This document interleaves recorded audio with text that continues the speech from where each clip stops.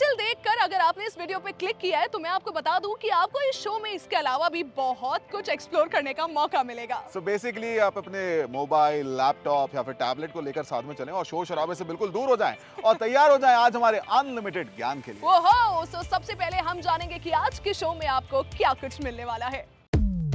Prime location.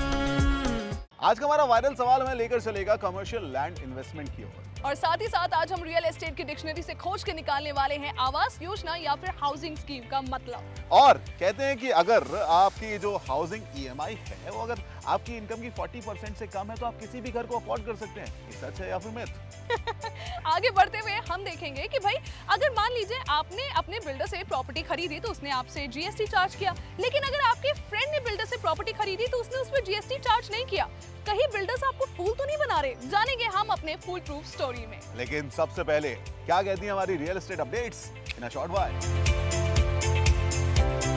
सबसे पहली update की बात करूं तो माननीय पीएम नरेंद्र मोदी जी ने दिल्ली में 3024 न्यूली कंस्ट्रक्टेड फ्लैट्स का इनॉग्रेशन किया है और ये फ्लैट्स झुग्गी झोपड़ी में रहने वाले इकोनॉमिकली वीकर सेक्शन को अलॉट किए गए हैं। इन फ्लैट्स की चाबी माननीय नरेंद्र मोदी जी ने खुद इनके हाथों में सौंपी है।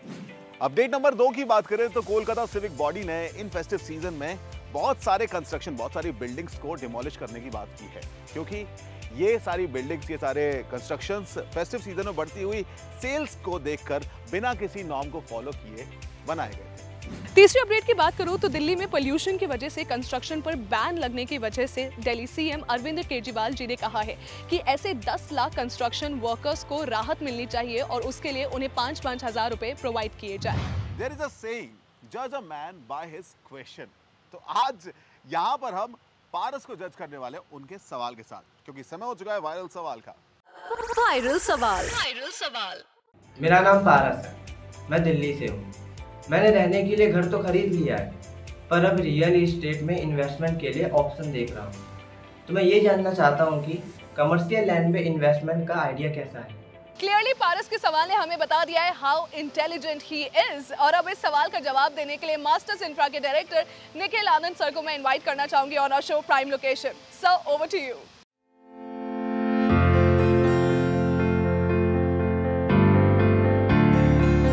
कमर्शियल लैंड अपने आप में एक अच्छी इन्वेस्टमेंट रहती है, लेकिन अगर आपकी इन्वेस्टमेंट का साइज़ क्या है उसके ऊपर डिपेंड करता है कि अगर आपके पास ज़्यादा पैसा है और आप लैंड लेकर के बनाते हैं तो वो अच्छी है, लेकिन अगर आपके पास कम पैसा है लेकिन तब आपके पास एक ऑप्शन है कि कमर्शियल लें या रेजिडेंशियल लें, तब भी कमर्शियल प्रोजेक्ट के अंदर आप अगर कमर्शियल एरिया भी ले लें तो वो अच्छी इन्वेस्टमेंट मानी जाएगी, क्योंकि उसका आरओआई कम से कम 6 से 10% आ जाता है।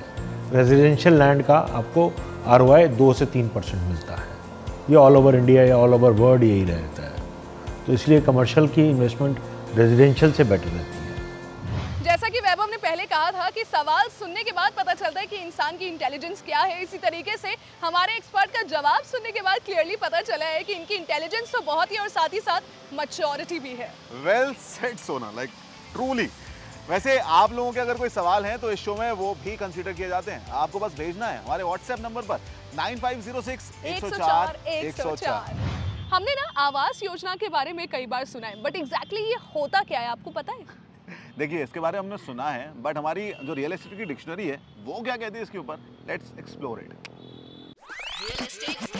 Real estate dictionary.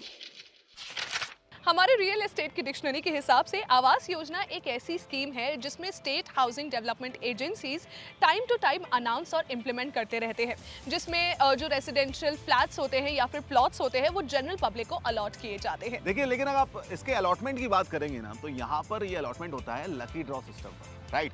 और इसमें एक बड़ी कंडीशन सामने आती है कि जिस भी सिटी में ये आवास विकास के फ्लैट्स या फिर प्लॉट्स मिल रहे हैं वहाँ पर सिर्फ उन्हीं को दिए जाते हैं जिनके पास पहले से कोई रियल एस्टेट की प्रॉपर्टी ना हो।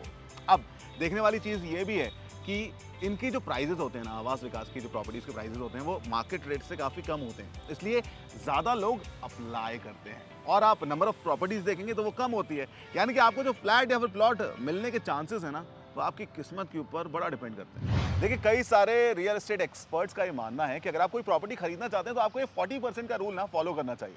इट्स लाइक कि आप कोई भी प्रॉपर्टी खरीद सकते हैं अगर उसकी होम लोन की ईएमआई आपकी इनकम का 40% है। इन शॉर्ट कि आप 1 लाख रुपए कमाते हैं तो आपकी ईएमआई 40,000 से कम होनी चाहिए।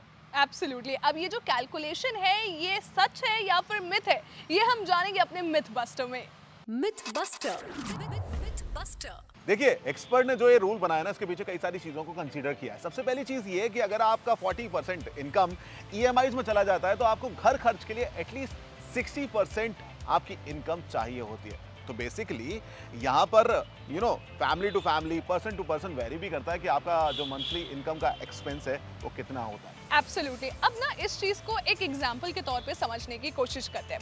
अब मान लीजिए आपकी इनकम 50,000 रुपये है और आपका जो ईएमआई है वो 20,000 रुपये, जो कि इजीली आप दे सकते हैं। लेकिन ये भी वैरी करता है, जैसे कि अभी वैभव ने बताया। अब अभी अगर आप सिंगल है तो आपके कुल मिला के ज़्यादा से ज़्यादा जो एक्सपेंसेस है वो 30,000 के अंदर अगर आ जाते हैं तो आप 20,000 की ईएमआई बहुत आराम से अफोर्ड कर सकते हैं। लेकिन अगर आपकी फैमिली है तो आपके जो एक्सपेंसेस होंगे वो ज़्यादा से ज़्यादा होकर भी 40,000 के आसपास होंगे। इस मुकाबले 20,000 की ईएमआई अफोर्ड करना इज नेक्स्ट टू इम्पॉसिबल। अब कई बार क्या होता है कि आपको ना अपने मंथली एक्सपेंसेस पता ही नहीं होते और आप ये 40% रूल के हिसाब से अपनी ईएमआई को बनवा लेते हैं एंड फिर उसके बाद आते हैं फाइनेंशियल क्रंचेस और उसके बाद आते हैं पैसों का जुगाड़। एब्सोल्युटली। अब ऐसा अगर आपके साथ नहीं हो तो डेफिनेटली बहुत ज़्यादा बेहतर है। तो इस सिचुएशन से ना आप एक तरीका है जिससे बच सकते हो बहुत आराम से। देखिए, हम आपको ये सजेस्ट करेंगे कि ऐसे मोमेंट पे आप प्लीज़ कोशिश करिए अपना जो एक्सपेंस साइकिल है ना उसको 3 महीने तक के ट्रैक कर दिए। इमरजेंसी फंड जो है उसको अलग से रखिए और उसके बाद समझिए कि क्या आप ईएमआई ले सकते हैं या फिर नहीं, क्योंकि आपको अपने दिमाग में क्लियर होना बहुत ज़्यादा ज़रूरी है कि आप कितना खर्च रहे हैं और आप कितना बचा रहे हैं। एग्जैक्टली। और हमें पता है कि आप ऐसे जो आपके एक्सपेंसेस उनको ट्रिम डाउन कर सकते हैं। एंड ऑलवेज रिमेंबर, आपको कभी भी कोई चीज की जरूरत हो तो आप अपने फाइनेंशियल एक्सपर्ट्स के पास भी जा सकते हैं। एब्सोल्युटली। यार, बिल्डर ने ना मेरे को लूट लिया। मतलब मैंने उससे प्रॉपर्टी खरीदी तो उसने मेरे से जीएसटी ले लिया और मेरे फ्रेंड ने उससे प्रॉपर्टी खरीदी तो उससे जीएसटी नहीं लिया। पता है, इन बिल्डरों पर ना बिल्कुल भी भरोसा नहीं करना चाहिए। ये ट्रस्ट करने लायक होते ही नहीं है। देखिए, ये बातें ना आपने कई बार सुनी होंगी, देखी होंगी एंड कई बार महसूस भी की होंगी, पर जानते हैं कि इनसे हमें कैसे फूल नहीं बनना है। फूल प्रूफ स्टोरी। सो ये जो अभी अबव एग्जांपल मैंने आपको दिया ना कि बिल्डर ने अगर मेरे को प्रॉपर्टी दी तो मुझसे जीएसटी लिया और मेरे फ्रेंड को प्रॉपर्टी दी तो उससे जीएसटी नहीं चार्ज किया, ऐसा क्यों हुआ? वो इसीलिए क्योंकि एक अंडर कंस्ट्रक्शन प्रॉपर्टी खरीदी गई और एक रेडी टू मूव इन। तो यही सोच रहे होंगे ना आप भी। इसके पीछे लॉजिक है। इसके पीछे लॉजिक ये है कि जब आप अंडर कंस्ट्रक्शन प्रॉपर्टी खरीदते हैं तो उस पर आपको 12% जीएसटी देना होता है और जब आप ready to move in property खरीदते हैं तो उस पर आपको कोई जीएसटी नहीं देना होता है अगर उसका ऑक्यूपेंसी सर्टिफिकेट आपको रिसीव हो चुका है तो।